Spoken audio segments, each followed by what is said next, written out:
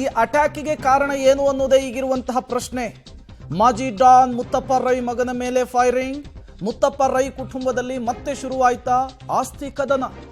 ಆಸ್ತಿ ವಿವಾದದಿಂದಲೇ ನಡೀತಾ ರಿಕ್ಕಿ ರೈ ಹತ್ಯೆಗೆ ಸಂಚು ಅನ್ನುವಂತಹ ಅನುಮಾನ. ರಿಕ್ಕಿ ರೈ ಮೇಲಿನ ದಾಳಿ ಹಿಂದಿದೆಯಾ ಮುತ್ತಪ್ಪ ರೈ ಎರಡನೇ ಪತ್ನಿ ಕೈವಾಡ?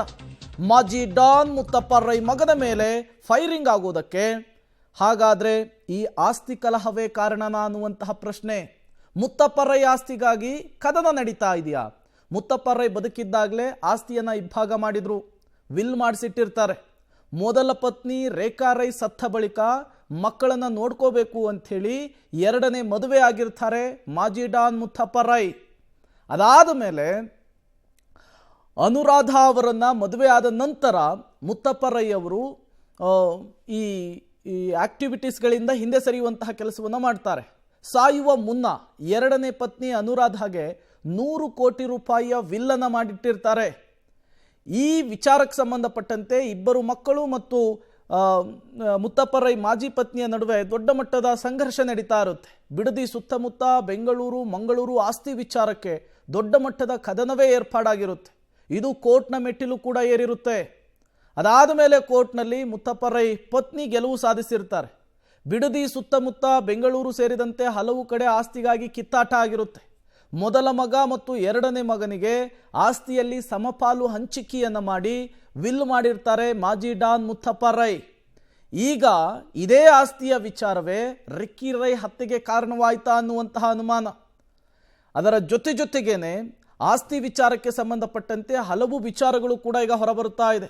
ಬಿಡದಿ ಮನೆಯನ್ನ ಎರಡನೇ ಮಗನಿಗೆ ಮುತ್ತಪ್ಪ ರೈ ಬರೆದಿರ್ತಾರೆ ವಿಲ್ನಲ್ಲಿ.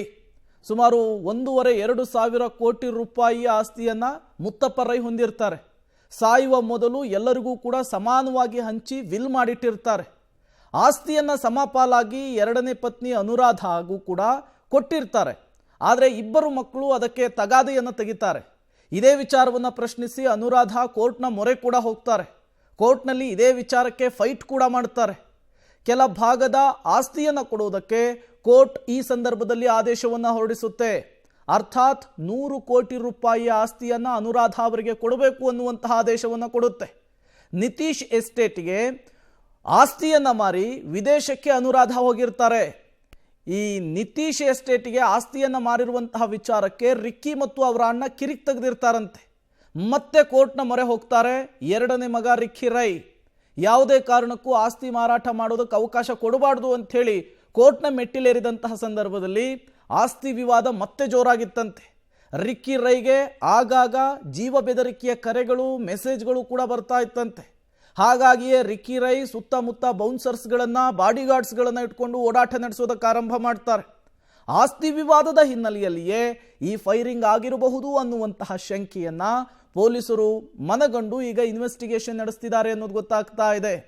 ಈ ಆ್ಯಂಗಲ್ನಲ್ಲೂ ಕೂಡ ಇನ್ವೆಸ್ಟಿಗೇಷನ್ ಆಗ್ತಾ ಇದೆ. ಈ ರಿಕ್ಕಿ ರೈ ಒಂದು ರಿಯಲ್ ಎಸ್ಟೇಟ್ನಲ್ಲೂ ಕೂಡ ಗುರುತಿಸ್ಕೊಂಡಿದ್ರು. ಈ ಹಿಂದೆ ರೆಸ್ಟೋರೆಂಟ್ ಒಂದರಲ್ಲಿ ಉದ್ಯಮಿಯ ಜೊತೆಗೆ ಗಲಾಟೆ ಕೂಡ ಮಾಡಿಕೊಂಡಿದ್ರು ರಿಕ್ಕಿ ರೈ. ಹಾಗಾಗಿ ಹಲವು ಆ್ಯಂಗಲ್ನಲ್ಲಿ ಇನ್ವೆಸ್ಟಿಗೇಷನ್ ಆಗ್ತಿದೆ.